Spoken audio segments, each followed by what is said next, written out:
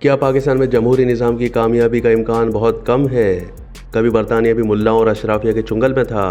کیا ہمیں بھی ایک میگنا کارٹا کی ضرورت؟ ہنگامہ خیز کالم نگار یاسر پیرزادہ نے پاکستان کے جمہوری نظام سے متعلق تجزیہ پیش کرتے ہوئے اپنے کالم کا آغاز جمہوریت کے خلاف ایک ٹویٹ کو مثال کے طور پر پیش کیا ہے، جس کا متن یہ ہے کہ میری نہایت دیانتدارانہ اور سوچی سمجھی رائے ہے کہ پاکستان میں جمہوری نظام کی کامیابی کا امکان بہت کم ہے، کیونکہ عوام و خواص میں سے اس پر کوئی بھی یقین نہیں رکھتا یا کم از کم جمہوری اصولوں اور طریقوں پر عمل کرنے کو تیار نہیں ہے جو زیادہ تر مغرب سے درآمد شدہ ہیں۔ پاکستان کے مسائل گمبھیر اور پیچیدہ ہیں۔ پاکستان کے سیاستدان نہ ان مسائل کو حل کرنے کے لیے تیار ہیں اور نہ ہی ان میں اس کی صلاحیت ہے۔ دراصل ہمیں ماہرین کی حکومت کی ضرورت ہے۔ انڈونیشیا 1966 میں یہ تجربہ کر چکا ہے۔ اس نے 30 سال سے زائد عرصے تک یہ نظام چلانے کے بعد جمہوریت کی حتمی واپسی کی راہ ہموار کی۔ لوگ اپنی مرضی کے مطابق نعرے تو لگا سکتے ہیں، لیکن یہ حقیقت ہے کہ 48 مسلم اکثریتی ممالک میں سے صرف 3 میں جمہوریت کی کچھ نہ کچھ شکل موجود ہے۔ ہمارے ہاں جمہوریت کی ناکامی کی ٹھوس وجوہات ہیں جن کا ہمیں سامنا کرنا چاہیے، نہ کہ کبوتر کی طرح آنکھیں بند کر لینی چاہیے۔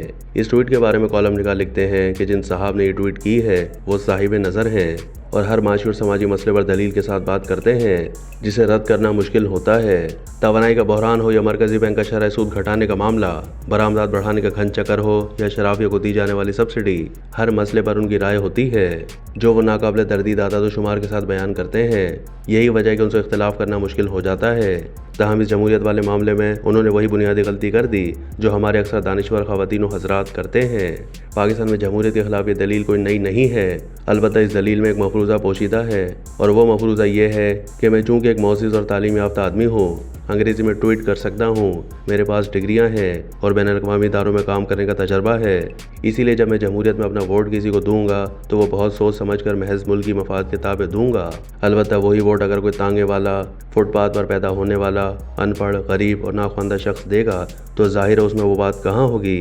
اسی لیے وہ اپنا ووٹ ضائع کر دے گا۔ بس ثابت یہ ہوا کہ پاکستان میں جمہوریت کامیاب نہیں ہو سکتی۔ یاسر پیرزادہ کے مطابق دوسرا مفروضہ یہ ہے کہ اگر ملک کو چند برسوں کے لیے اہل نظر اور صاحب علم لوگوں کے حوالے کر دیا جائے جو پوری جان فشانی اور تندہی سے ملک کی ترقی اور خوشحالی کا روڈ میپ بنائیں اور پھر اس پر عمل کر کے ملک کو اس گرداب سے نکالیں، تو اس کے بعد ہم غریب غربا لوگوں کو ووٹ کا حق دینے کے بارے میں سوچ سکتے ہیں، اور اگر ہم ایسا نہیں کر سکتے تو پھر جمہوریت کے ثمرات بھگتنے کے لیے تیار رہیں۔ کالم نگار نے ان دونوں مفروضوں کو مسترد کرتے ہوئے تجزیہ پیش کیا ہے کہ برطانیہ میں 1215 میں میگنا کارٹا پر دستخط کیے گئے تھے۔ اس وقت برطانیہ کی شرح خواندگی کے درست اعداد و شمار تو دستیاب نہیں ہیں، لیکن اتنا ضرور کہا جا سکتا ہے کہ 1215 کے برطانیہ میں خواندگی کی شرح آج کے پاکستان سے بہرحال کم تھی۔ وہ برطانیہ اسی طرح ملاؤں اور اشرافیہ کے چنگل میں تھا جس طرح آج کا پاکستان ہے، یا شاید اس سے بھی بدتر حالت میں۔ اگر اس وقت بھی برطانیہ کے دانشوروں کے مشورے پر عمل کیا جاتا تو نہ میگنا کارٹا پر دستخط ہوتے اور نہ برطانیہ دنیا کی بہترین جمہوریت بننے کا دعوے دار ہوتا۔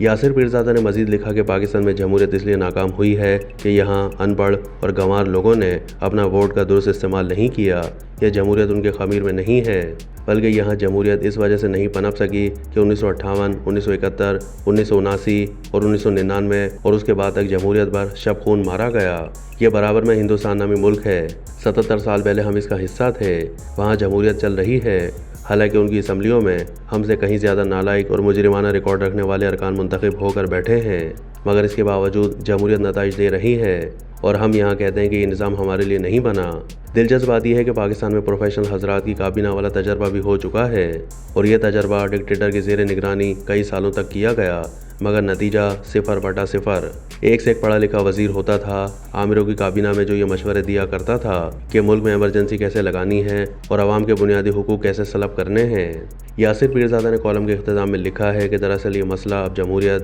بادشاہت، خیر اندیش آمر اور ہائیبرڈ نظام کی بحث سے آگے نکل چکا ہے۔ دنیا میں بادشاہتیں بھی کامیابی سے چل رہی ہیں، اور بات یہ ہے کہ اگر اس کامیابی میں سے تیل اور امپورٹ کیے ہوئے غلام نکال دیں تو باقی فقط صحرا ہی بچتا ہے، اور تھائی لینڈ جیسے ممالک میں ڈکٹیٹرشپ بھی فراٹے بھر رہی ہے، اور مغربی ممالک تو خیر اپنی جمہوریت کے بلبوتے پر ہی دنیا پر حکمرانی کر رہے ہیں، مگر مسئلہ ہمارا ہے کہ یہاں کوئی بھی نظام جڑ نہیں پکڑ سکا، اور اس کی بنیادی وجہ یہ خادم کئی مرتبہ بیان کر چکا ہے کہ آپ کتنی ہی مکمل دستاویز کیوں نہ بنا لیں اور حکمرانوں کے حلف نامے کتنے ہی جامع کیوں نہ کر دیں، جب تک لوگوں کے دلوں میں آئین اور جمہوریت کا تقدس پیدا نہیں ہوگا اس وقت تک یہ حلف نامے، میثاق اور دستاویزات بیکار رہیں گی، اور اگر لوگوں کے دلوں میں آئین کی حرمت ہوگی تو پھر چاہے زبانی قانون کیوں نہ جاری کر دیں، لوگ اس پر عمل کریں گے۔ یہی میگنا کارٹا تھا۔ لہٰذا ہمیں ایک میگنا کارٹا کی ضرورت ہے، جمہوریت کے خلاف ٹویٹ کی نہیں۔